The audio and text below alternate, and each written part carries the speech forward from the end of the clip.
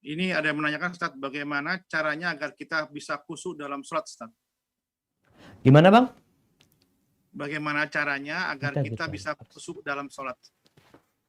Ya, bagaimana cara kita supaya khusyuk dalam sholat kita? Nah, jamaah rahimakumullah. Kalau bicara bagaimana kita khusyuk dalam sholat kita. Yang kita tahu berkaitan dengan sholat ini sendiri. Selain ikhlas lillahi ta'ala. Selain ibadah kita sesuai dengan sunnah Nabi SAW. Ini ibadah perlu kekhusyuan. Orang tuh akan mendapatkan pahala dari sholatnya sesuai dengan kekhusyuan dia.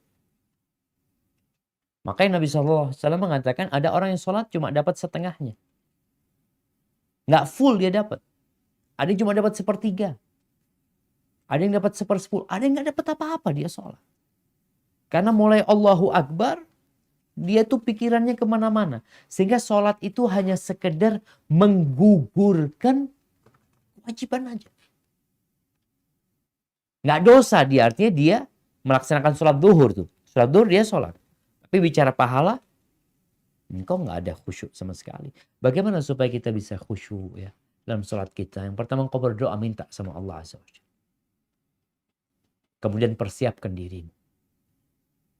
Mempersiapkan diri.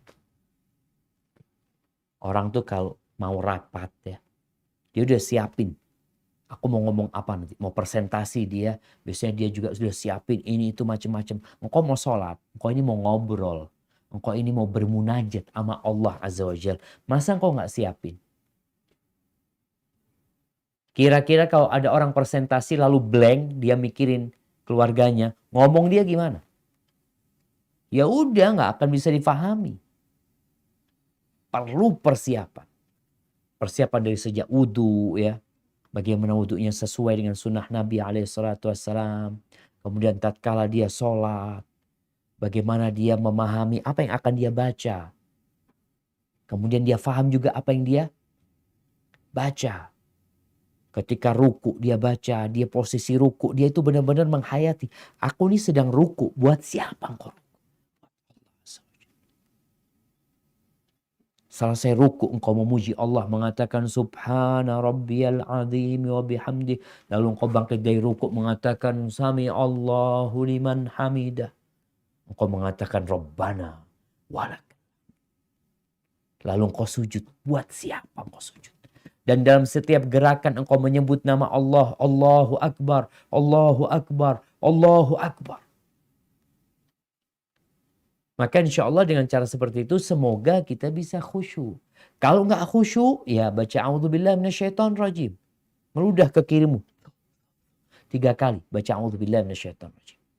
Karena memang setan nggak pernah berhenti godain kita. Dia akan terus godain kita. Tapi kita persiapkan diri. Kadang kala ngeblank dikit, ambil lagi, tarik lagi tuh pikiran kita. Aku sedang sholat nih. Aku sedang menghadap Allah. Makanya ketika sujud, Nabi SAW menganjurkan kepada kita untuk baca doa. Selain zikir sujud, baca doa, minta sama Allah.